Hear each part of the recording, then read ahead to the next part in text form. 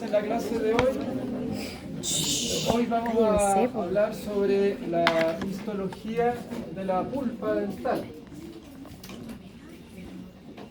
Yo les había dicho que nosotros separamos académicamente los tejidos para estudiarlos, pero también les había dicho que cuando uno habla funcionalmente pulpa y dentina están súper relacionados, ¿ya? Entonces, igual hoy voy a considerar algunos elementos que tienen que ver con lo que vimos en la clase de dentina, sobre todo en la parte de la segunda clase de dentina, la que hicimos el miércoles pasado.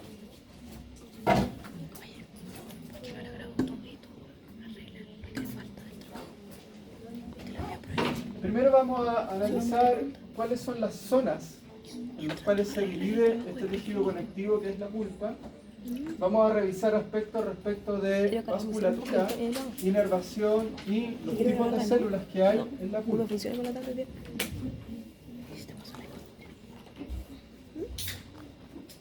Entonces, esta es la pulpa. Este es un corte histológico donde se observa la parte central de un diente y aquí está este tejido que es un tejido conectivo laxo, que es la pulpa. ¿Ya? La pulpa se encuentra en la parte más interior, está recubierta por la dentina. Yo ya les había adelantado que en la zona más externa de la pulpa se localizan los cuerpos de los odontoblastos. ¿Ya? Acá hay una imagen de mayor detalle. Dentina, esto que se ve rosado más claro es predentina, y acá están los cuerpos odontoblásticos. Entonces, cuando hablamos de las áreas o las zonas de la pulpa dental, la primera, la más externa, es la capa odontoblástica.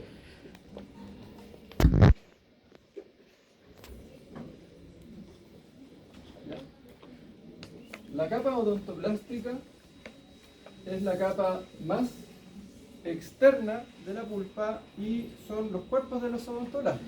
Yo ya les había dicho que los odontoblastos tienen un cuerpo que está localizado en la parte más externa de la pulpa y tienen una prolongación que se localiza en el espesor de la dentina, en los túbulos dentinarios. Luego, si vamos avanzando hacia el interior o hacia el centro de la pulpa, nos vamos a encontrar con una segunda capa que se conoce como la zona libre de células y que al corte histológico se observa así tal como lo ven ustedes. Ustedes ven una mayor densidad de núcleos acá en la capa odontoblástica y bajo esa capa odontoblástica ven que casi no se observan núcleos celulares. Eso no quiere decir que ahí no haya nada, ¿ya? Solo se le denomina zona libre de células. ¿Qué cosas vamos a encontrar ahí principalmente? Un plexo nervioso. Cuando hable sobre la inervación, se los voy a volver a mostrar. Entonces acá hay inervación. Inervación de tipo sensitiva. ¿Ya? Siguiendo hacia el interior, nos vamos a encontrar con una tercera capa o zona, que es la zona rica en células. ¿Qué vamos a encontrar ahí? Distintos tipos de células, como por ejemplo fibroblastos, células presentadoras de antígenos, células precursoras. ¿Se acuerdan que cuando les hablé de la dentina reparativa les decía que los odontoblastos mueren y hay células que llegan a cumplir su función? Bueno, acá es donde se alojan estas células precursoras indiferenciadas. Esas células precursoras indiferenciadas, frente al estímulo, entran en multiplicación celular. Una población se diferencia a célula tipo odontoblasto y otra parte de la población permanece como célula precursora indiferenciada, ¿ya? O sea, es una reserva celular. Después cuando hable de las células de la pulpa, les detallaré otro tipo de células que pueden haber ahí. Y la cuarta zona o cuarta capa, que es la que está más al centro y es la más grande, la que tiene más espesor, es lo que se conoce como, esto no lo digo yo, esto lo dicen los libros, pulpa propiamente tal. Lo que me parece que es un pésimo nombre, porque estas cuatro son pulpas. ¿Ya? ¿Ya? Pero clásicamente se le ha descrito así. Odontoblástica, libre de células, rica en células y pulpa propiamente tal. Uno podría llamarla zona central de la pulpa, por ejemplo. ¿Ya? ¿Qué hay en la zona central de la pulpa? Ahí se localizan células, se localizan los vasos sanguíneos de mayor diámetro, se localizan las fibras nerviosas también de mayor diámetro. De hecho, en este corte histológico de acá se alcanza a ver en el corte histológico inervación, ¿ya? Y acá se ve un vaso sanguíneo con un eritrocito en su interior, ¿ya? Ahí se ve otro, ahí se ve otro, ¿ya? Esas son las capas de una pulpa dental normal.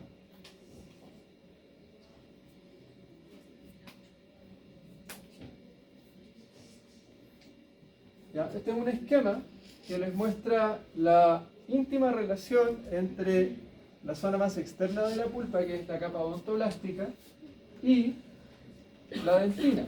Entonces acá tenemos, por si no quedó claro en la clase anterior, los cuerpos o somas de los odontoblastos, la predentina y luego la dentina, y cómo las prolongaciones odontoblásticas ingresan en el sistema de túbulos dentinales. ¿Ya? Y hacia el interior hay una zona libre de células, y luego una zona rica en células, y luego la zona central de la pulpa. ¿Ya? Profe, ¿puede volver a la anterior? ¿Y cuál era la pulpa propiamente tal? A mí no me gusta ese concepto de pulpa propiamente tal, ¿ya? Porque las cuatro son pulpas, ¿ya? Pero clásicamente lo que se dice es, fíjense acá,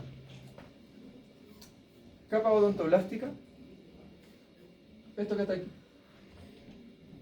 zona libre de células, esta que está acá, zona rica en células, esta que está aquí, y luego el espesor de la pulpa o pulpa propiamente tal es todo lo que sigue hacia el centro. ¿Ya? Por eso les decía que la cuarta es la que tiene más espesor.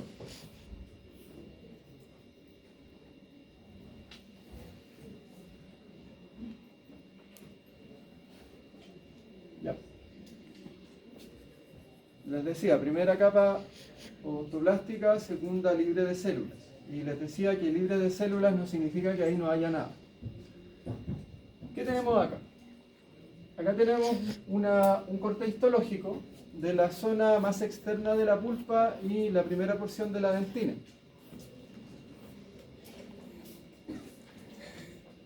De dentina o odontoblastos.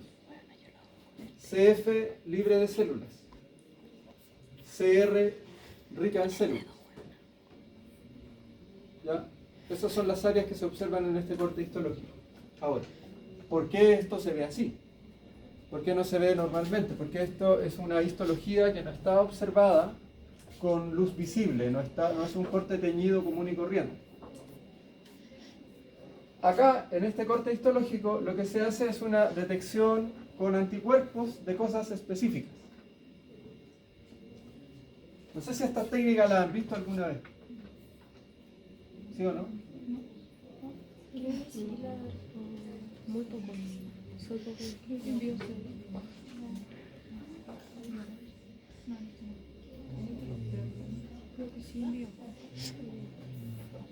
Supongamos que yo tengo un corte histológico donde tengo esas 5 proteínas distintas. ¿Ya? Y yo quiero saber si en ese corte histológico está la proteína a la cual le voy a llamar triángulo. Entonces, si yo hago una tinción hematoxilina de eosina, no voy a ser capaz de saber eso. Entonces lo que tengo que hacer es que tengo que hacer una detección con un anticuerpo. Entonces se utiliza los siguientes trucos, voy a tratar de simplificarlo. Un anticuerpo que sea específico contra la proteína triángulo. Entonces aplico el anticuerpo al corte histológico y lo dejo actuar un rato y lo lavo. Si la proteína triángulo está presente, ¿el anticuerpo se va a ir en el lavado o va a quedar? Va a quedar. ¿Y dónde va a quedar? Va a quedar aquí. Ahí está el anticuerpo. ¿Ya? ¿Cuál es el otro truco? Es que el anticuerpo viene en la parte constante, en la porción constante del anticuerpo, se ha unido una molécula que tiene una característica que se llama fluoróforo. ¿Qué es lo que hace un fluoróforo? Se le estimula con una luz de una longitud de onda específica.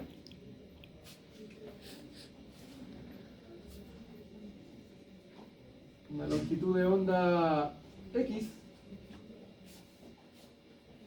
Y el fluoróforo devuelve una longitud de onda específica pero distinta.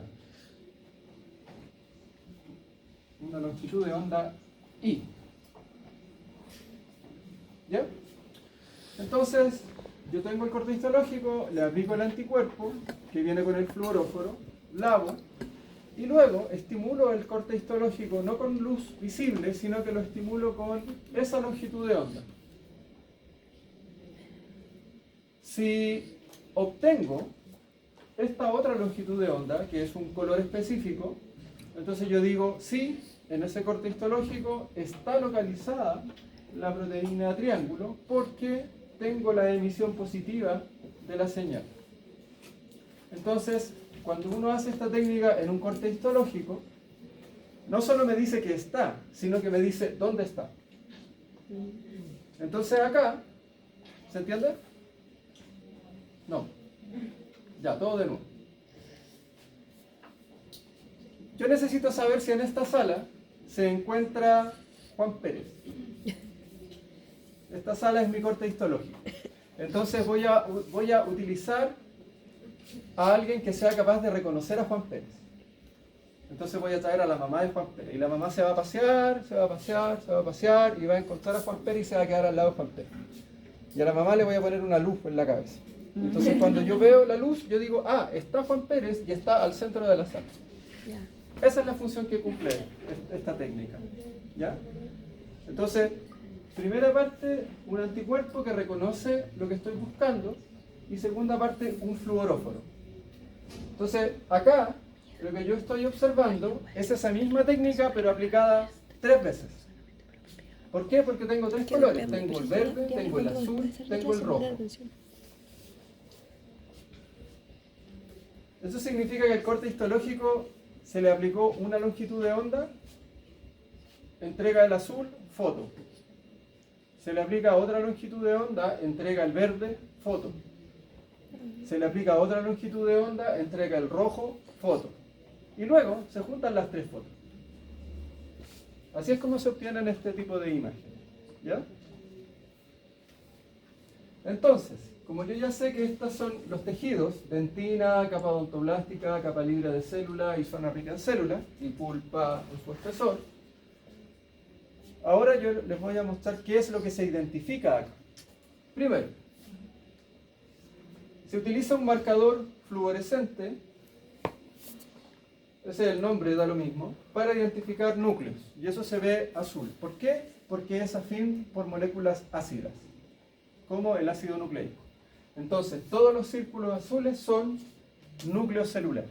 Entonces eso les dice, ahí hay células. Y por eso hay harta marca azul en la capa de odontoblastos, hay poca marca azul en la zona libre de células, y luego, de nuevo, hay harta marca azul en la zona rica de células. Pero entonces la inicia siempre va a ser el mismo color, en este caso va a ser el azul para identificar los núcleos, ¿o no? Generalmente se usa siempre ese azul para ver núcleos en estas técnicas. A veces no, pero en este caso sí. ¿Ya? Este rojo es para detectar vasos sanguíneos, ¿ya? Y detecta endotelio.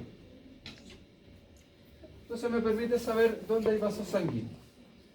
Pero lo más relevante de este corte histológico es la detección inmune para un neurofilamento. ¿Qué es un neurofilamento? Es un filamento intermedio. Ustedes vieron citoesqueleto. Filamentos intermedios. ¿Cuál es la gracia que tienen los filamentos intermedios? Que son distintos según el tipo específico de célula.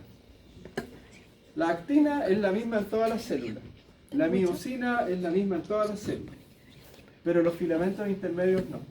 Los microtúbulos son los mismos en todas las células. ¿Ya? Pero los filamentos intermedios son proteínas específicas de acuerdo al tipo de célula. Entonces, acá lo que se hace es una detección inmune con fluorescencia para detectar un neurofilamento que se llama el N52. Entonces, cuando yo detecto esto, ¿qué es lo que estoy detectando? Estoy detectando la presencia de neuronas, fibras neuronales. Entonces, este corte histológico me permite decir que toda esta área verde es una red neuronal, es una red de neuronas sensitivas metida en la pulpa. Entonces, la zona libre de células no tiene células, pero es rica en inervación. Y se forma lo que se denomina un plexo nervioso. El plexo subodontoplástico. ¿Por qué se llama subodontoplástico? Porque está justo debajo de la capa odontoplástica. ¿Ya? Se llama plexo subodontoplástico o también se le denomina, no sé si está escrito acá,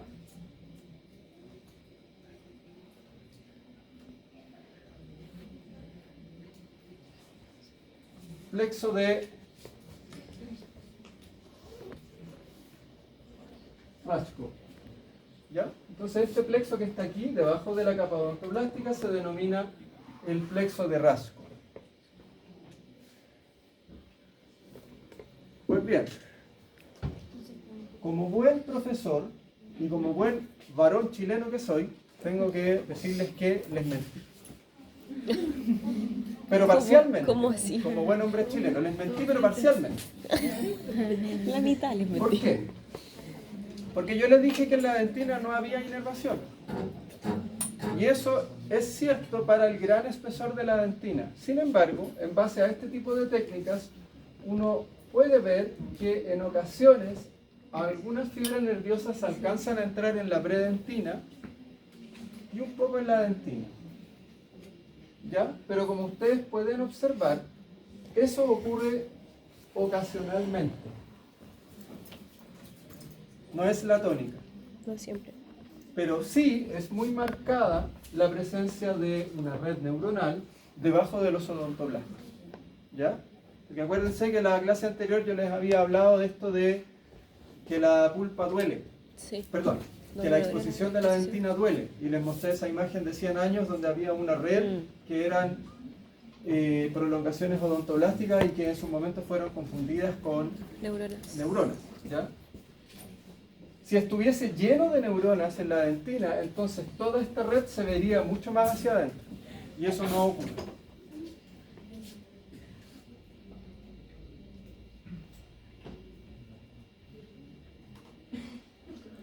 Ya, este es un corte histológico con tinción más o menos común y corriente.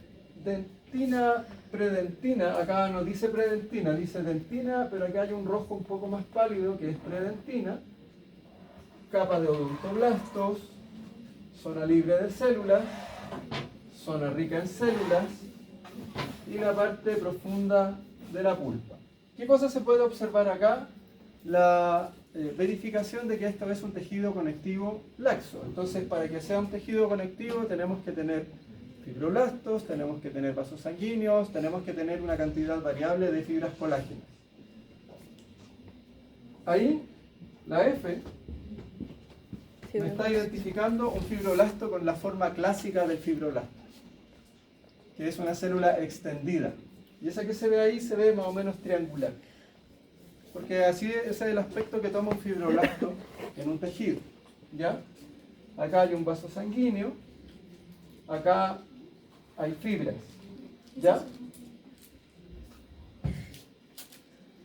Y esa. Más corte histológico. Distintas tinciones. Estas tinciones son selectivas. Este café es selectivo para colágeno. Entonces las fibras colágenas se ven más concentradas, ¿dónde? En la zona más profunda de la pulpa. ¿Ya? La, entre comillas, pulpa propiamente tal. ¿Ya? Odontoblasto, libre de células, rico en células, centro. También por eso se tiñe de un color similar predentina y dentina, porque es una matriz en base a colágeno. Por eso se tiene más. ¿Ya? Otra tinción distinta. Acá vemos básicamente componentes celulares de la zona central de la pulpa. Un vaso sanguíneo con células en su interior y fibroblastos con esa forma fusiforme clásica, ¿ya? Como extendido, Se ve alargado. más grande, sí.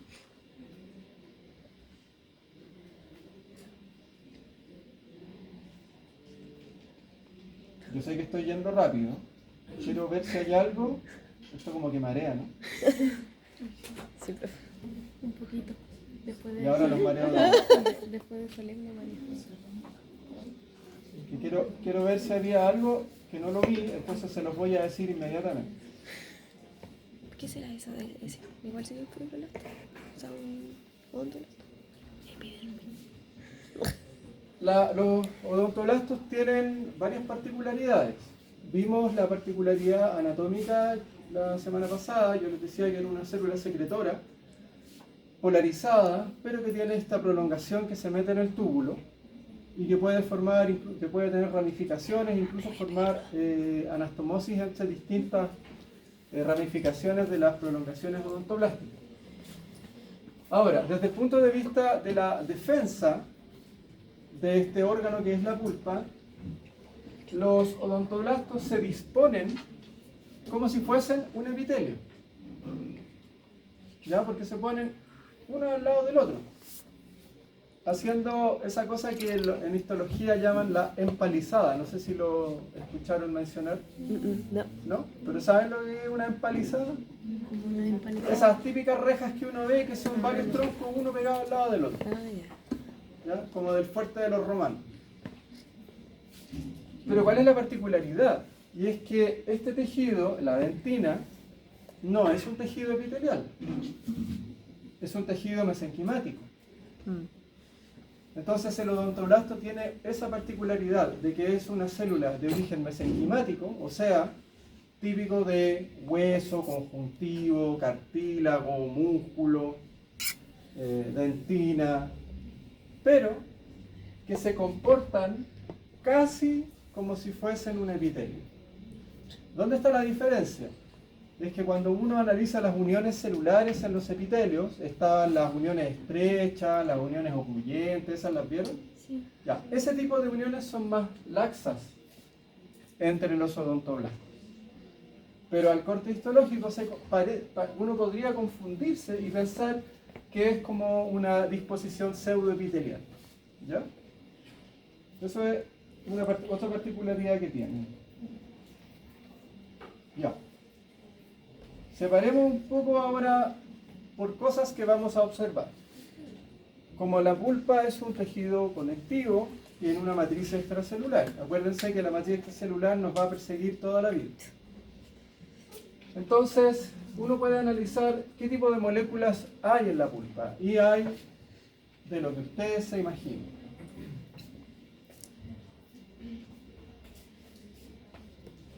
Acá hay un listado de moléculas que pertenecen a la dentina. Yo ya les mencioné muchas de esas. La principal, el colágeno. ¿Cuáles venían después? Las denominadas moléculas interactivas. ¿Qué hacían las moléculas interactivas? Cosas como favorecer o dificultar la mineralización. ¿Ya? Colágeno, DSPP,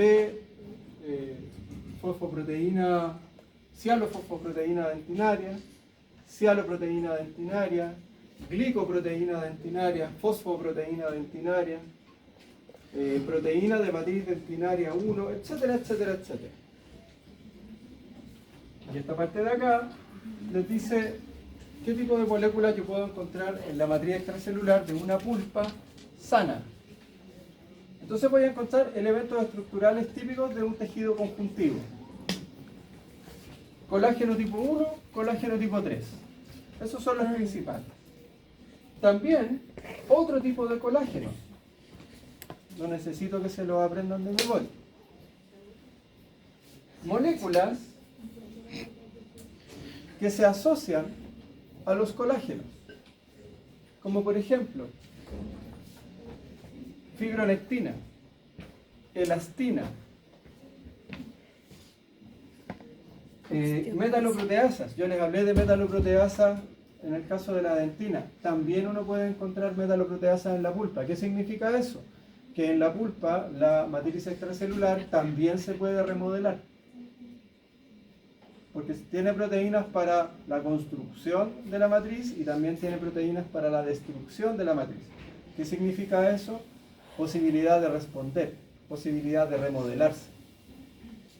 ¿Ya?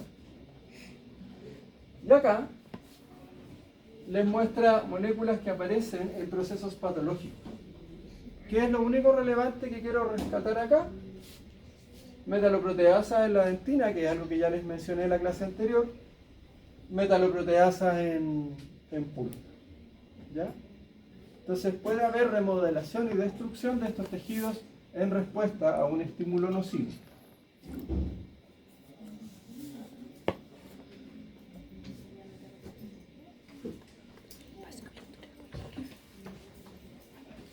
Esto que estamos observando acá es una técnica en la que se toma un tejido, se le inyecta por el vaso sanguíneo una resina, luego esa resina polimeriza, se remueve el tejido orgánico y se hace un análisis de barrido, una microscopía de barrido. Y acá hay distintas fotos y estas se fueron pegando. Entonces lo que estamos observando acá es algo que asemeja cuernos pulpares. Y lo que estamos observando es cómo la resina se metió en los vasos sanguíneos de una pulpa. O sea, en conclusión, lo que estamos observando es cómo es un árbol sanguíneo de una pulpa normal. Altamente irrigada. Porque en los cortes histológicos que yo les mostré anteriormente, se veía un vaso sanguíneo por aquí, un vaso sanguíneo por acá, uno lo delata por la presencia de un eritrocito, pero están subrepresentados. Entonces cuando uno ve esto, uno entiende que la densidad de vasos sanguíneos presente en este tejido es altísima. Yo sé que ustedes no lo han visto aún, pero hay un proceso que se llama la inflamación. La inflamación requiere la presencia de vasos sanguíneos. ¿Por qué? Porque desde el interior de los vasos sanguíneos hay un flujo de líquido que sale del vaso sanguíneo hacia el tejido. Y eso genera la inflamación. ¿Ya? Cuando ustedes se aprietan un dedo y el dedo aumenta de tamaño, eso es porque hay líquido que está saliendo del vaso sanguíneo hacia el tejido. Se forma un edema. Y crece. ¿Ya? Entonces eso mismo ocurre en una pulpa cuando se inflama. ¿Cuál es la diferencia entre el dedo y la pulpa? Que el dedo tiene para dónde crecer, la pulpa no, porque tiene un tejido mineralizado alrededor. Y esa es la gravedad que tiene el problema de la inflamación pulpar. Como no puede crecer, comprime, la inflamación comprime. Y al comprimir, genera un bloqueo a la circulación. Y al generarse un bloqueo a la circulación, se genera isquemia y eso genera necrosis pulpar. O sea, la pulpa, y eso es lo que me interesa, esa es la idea principal que me interesa en esta clase, es que la pulpa es un tejido con un alto potencial de respuesta. Tiene potencial regenerativo, ¿ya? Tiene potencial remodelativo. Responde con inflamación, como todo el resto de los tejidos. Pero el hecho de estar en una cámara que no se puede distender, tiene ese problema.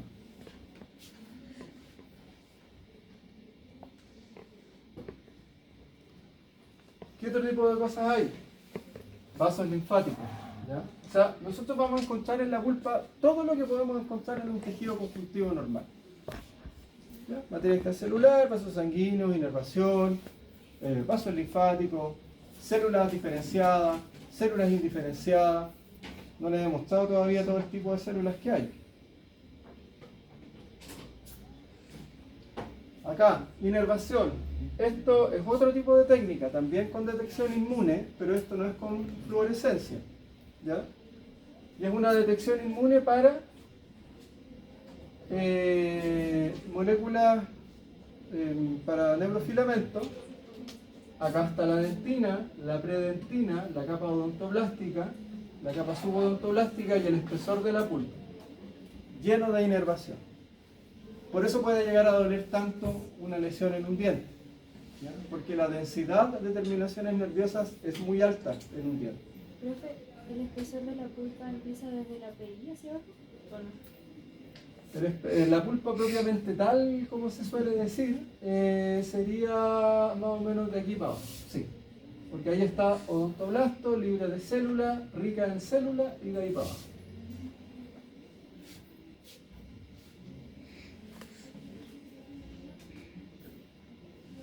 ¿Dónde estamos acá?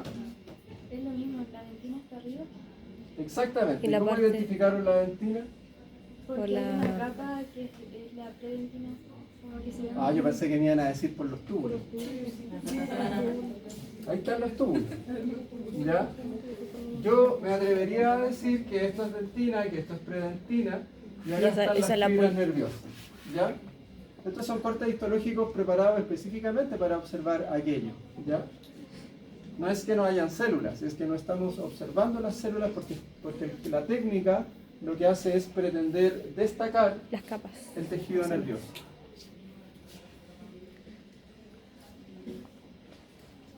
Aquí.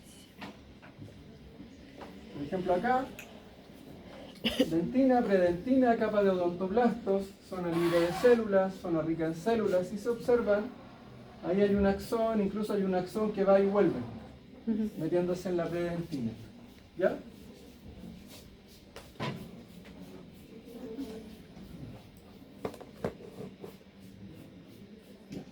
Y esto, ese no es un pato, por si acaso.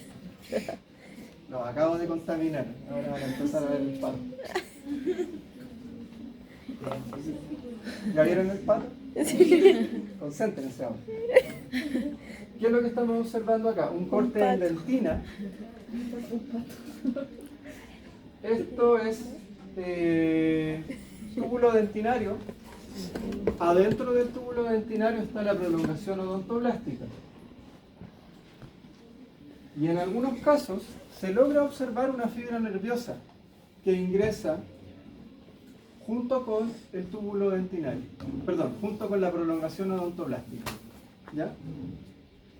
Pero estos son hallazgos que se realizan en la zona de la dentina que está más cercana a la pulpa. ¿Ya? Y vimos en esa histología con fluorescencia que era posible encontrar algo de neurofilamento en predentina y en las primeras partes de la dentina, ¿ya? Pero es poco, ¿ya? Pero puede ocurrir.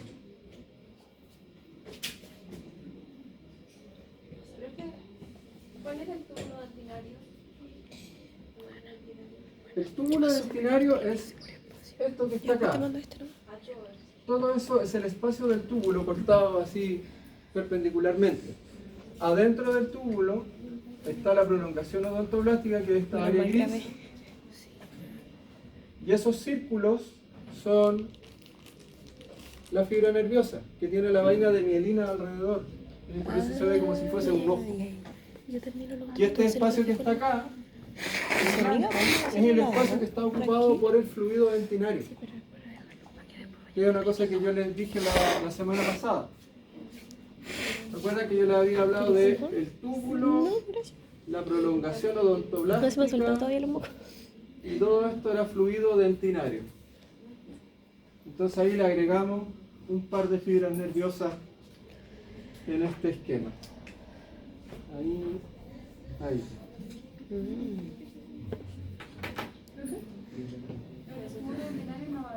No hay la misma cantidad de fibras nerviosas en todos. No, Va variando. no. De hecho, la tónica es que en los túbulos dentinarios no hay mucha fibra nerviosa. Y si ustedes hacen un corte cercano a la pulpa, es más probable que encuentren una pequeña cantidad. Ya. ¿Ya? Pero no es que estén llenos de fibra nerviosa, ¿ya?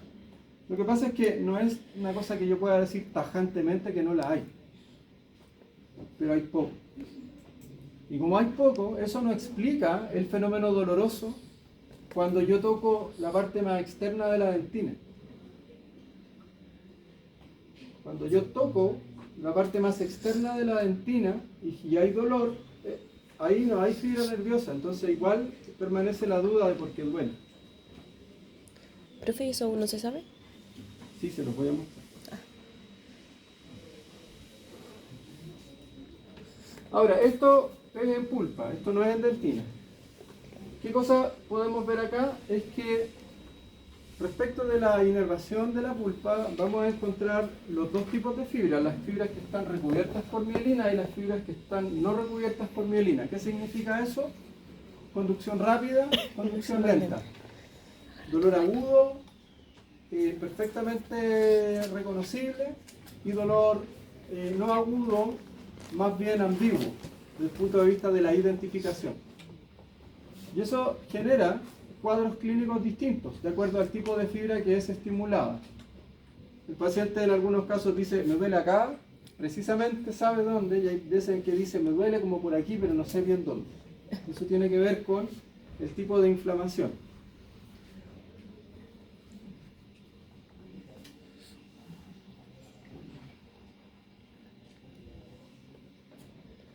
Esto, pulpa, a la examinación de dos tipos distintos de neurofilamentos. El N52, el NFH, y esta imagen de acá es la combinación de estas dos. ¿Ya? Ya súper claro. Y esa técnica está hecha con esto que les decía yo. ¿Ya? Detección inmune con un fluorófono.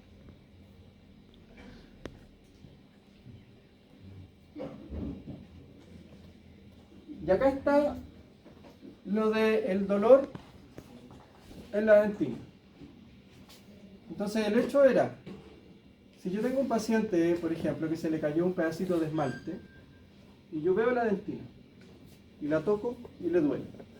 Entonces no tiene caries. Solo la toco y le duele. Soplo y le duele. Entonces se desarrollaron teorías. ¿Por qué duele la dentina? Que es un tejido mineral.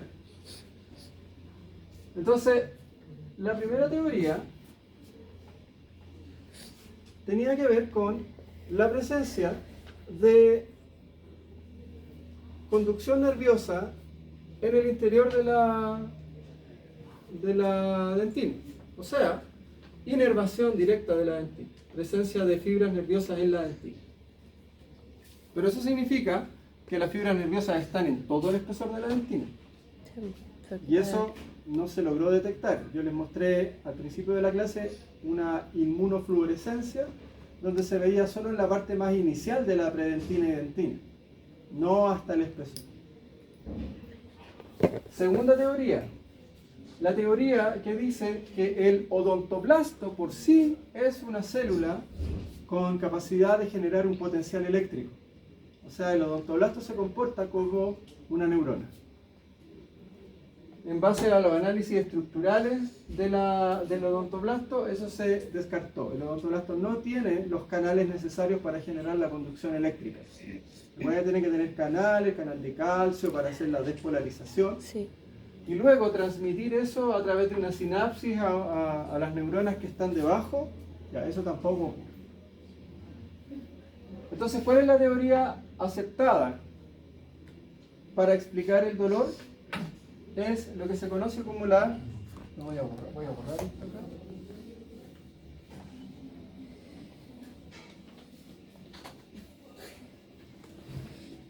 Esto equivale a irme a comerciales. Voy a decir. Esta teoría es lo que se conoce como la teoría hidrodinámica.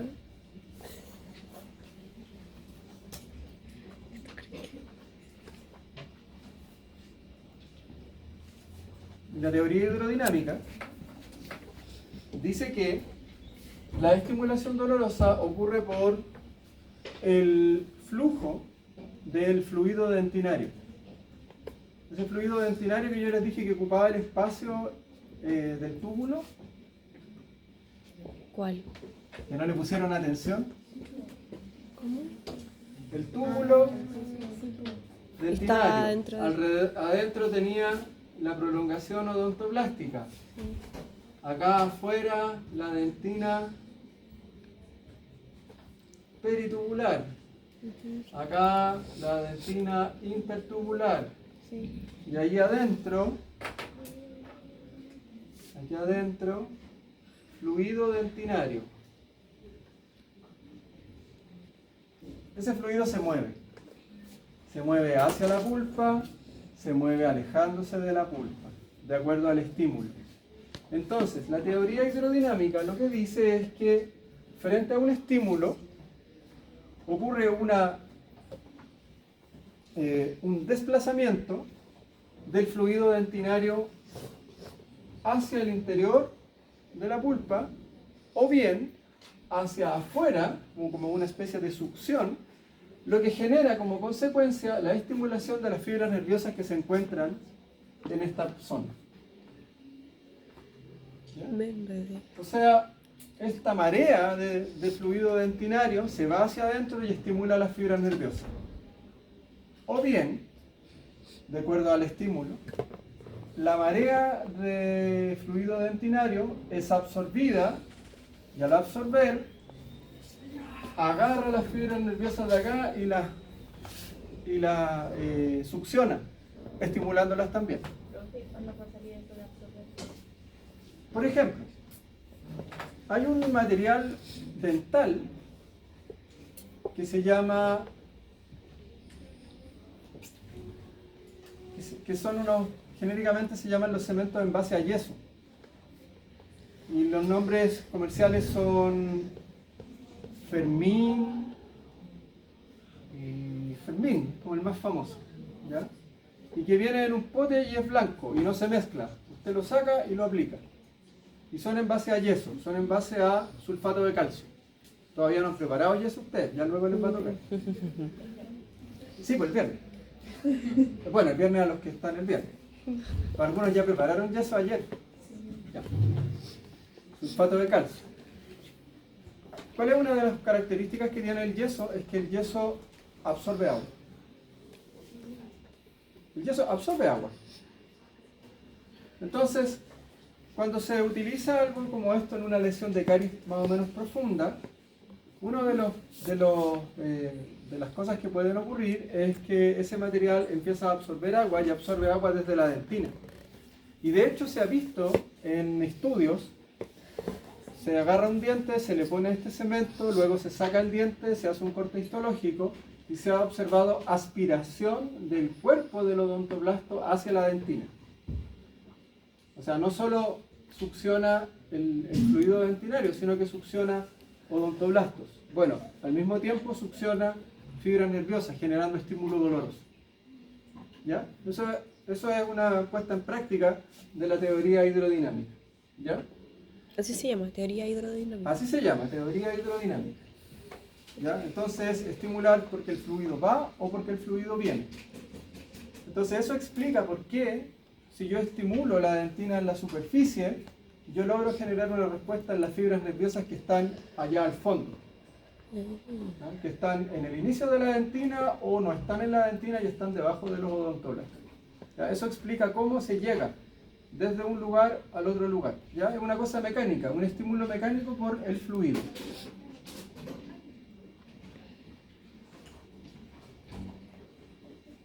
¿Estamos claros hasta ahí? Ya, entonces ahora vamos a ver células que están presentes en la pulpa. Ya les mencioné el fibroblasto. El fibroblasto, que es la típica célula constitutiva y que fabrica el tejido conjuntivo lácteo, que es una célula secretora. Por lo tanto, como es una célula secretora, vamos a encontrar el núcleo y vamos a encontrar sistema de vesículas intracitoplasmáticas, retículo, Golgi, vesículas de secreción, etcétera, etcétera. ¿Qué más podemos encontrar en una pulpa? Ojo, esta es una pulpa sana, es una pulpa normal. Macrófagos, células del sistema de defensa, derivada de los monocitos, cuya principal función es la fagocitosis y la eliminación de ciertos agentes nocivos. Aquí hay una microscopía electrónica de barrido de la superficie de un macrófago que genera como todas esas vueltas que se llaman bleps, que son como la proyección de su membrana, que es lo que ocurre cuando realiza la fagocitosis. ¿Ya? Y acá está el lisosoma, el famoso lisosoma que está al interior del macrófago, que es donde están las enzimas lisosomales que degradan lo que se fagocita. No, porque no quiero que se nos va a escuchar muy mal. ¿Qué otro tipo de células se pueden encontrar en una pulpa normal? La célula dendrítica, que es una célula que tiene varias prolongaciones y cuya principal función es la presentación de antígenos.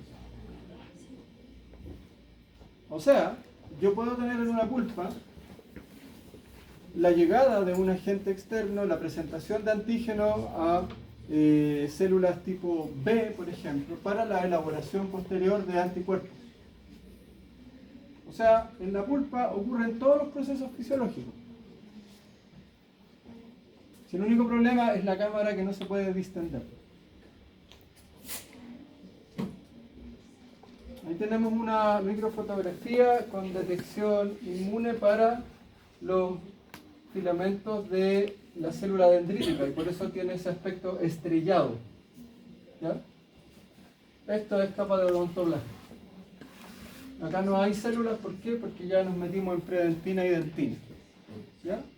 Entonces, acuérdense de los epitelios.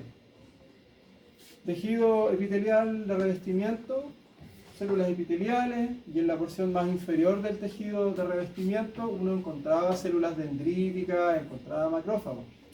¿Ya? Y acá de alguna manera esto nos hace recordar esa estructura de epitelio, a pesar de que los odontoblastos no tienen un origen epitelial. Profe, ¿y se le puede denominar somas estrellados como sus ramificaciones? ¿O Sí. se llama?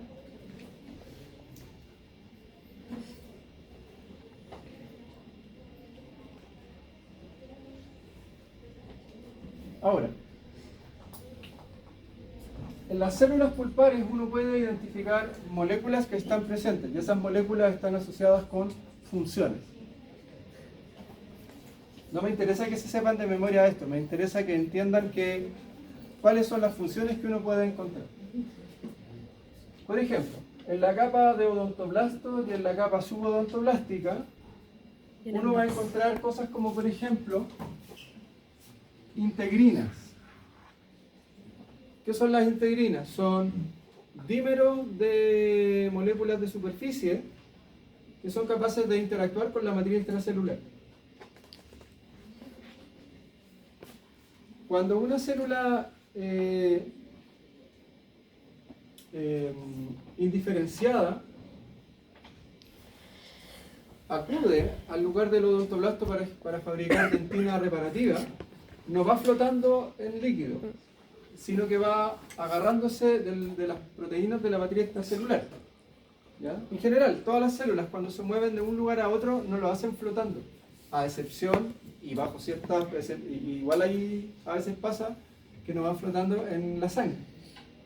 ¿Ya? Van agarrándose de la matriz extracelular. ¿Cómo lo hacen? A través de integrinas. Entonces, como si yo soy una célula y tengo que llegar allá al fondo, no voy flotando en fluido, sino que voy tomándome de colágeno o de proteína asociada al colágeno, emite una prolongación, agarra por integrina, dentro de la célula se fabrica citoesqueleto y hace esto. Y se suelta atrás, repite y así, y va como reptando. ¿Ya? Eso significa que hayan integrinas, que hay interacción funcional con la matriz extracelular. ¿Qué otra cosa importante? Receptores para factores de crecimiento. Eso quiere decir que tiene posibilidad de responder a estímulos generados por otras células. ¿Ya? Entonces, la pulpa está llena de mecanismos celulares y mecanismos de matriz extracelular altamente funcionales. ¿Ya? Así como les dije que los tejidos mineralizados eran dinámicos, la pulpa es también extremadamente dinámica. Además, tiene células pulpares que obedecen a la lógica del sistema inmune. Células T de distinto tipo. Las helper, que facilitan los procesos, por ejemplo, de diferenciación. Las CD8, que son las que atacan a las noxas, que también se les llama citotóxicas. ¿Ya? Entonces, estas células pueden generar respuesta. Entonces, puede haber presentación de antígenos, puede haber identificación de estos antígenos, estimulación a la producción de anticuerpos, etcétera, etcétera. ¿Cuál es el problema? Cuando hay inflamación, se genera isquemia y la pulpa se muere. Entonces, todo esto como que nosotros pensamos que no ocurre, pero en realidad sí ocurre. ¿Ya? El potencial de la pulpa está. Y de hecho, acá en esta parte de la tabla hay otro tipo de proteínas asociadas a funciones que se expresan cuando hay un proceso inflamatorio, ¿ya? O sea, responde.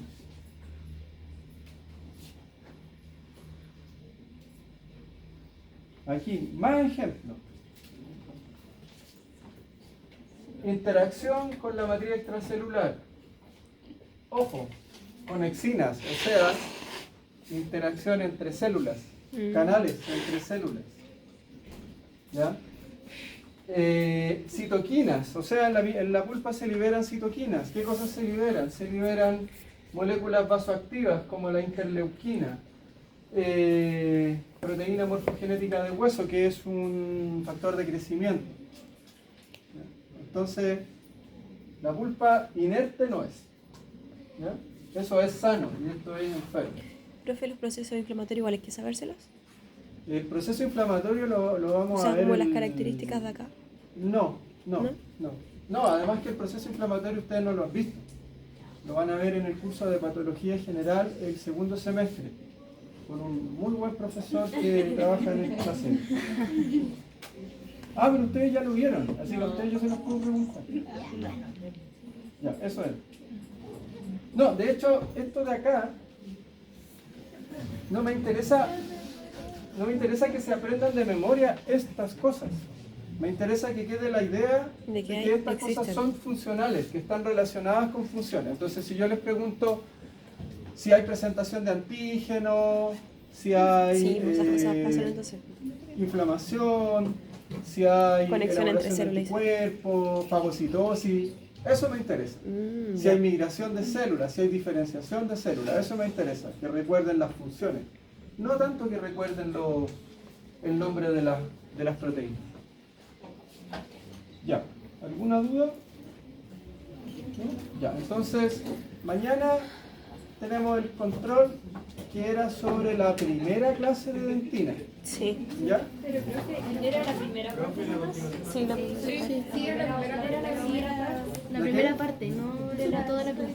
Por eso, la primera de dentina, porque esa la vimos en dos. Sí, la dividimos en dos. Eso. Ya, falta hacer No me pregunten más porque si no, se me me puedo olvidar.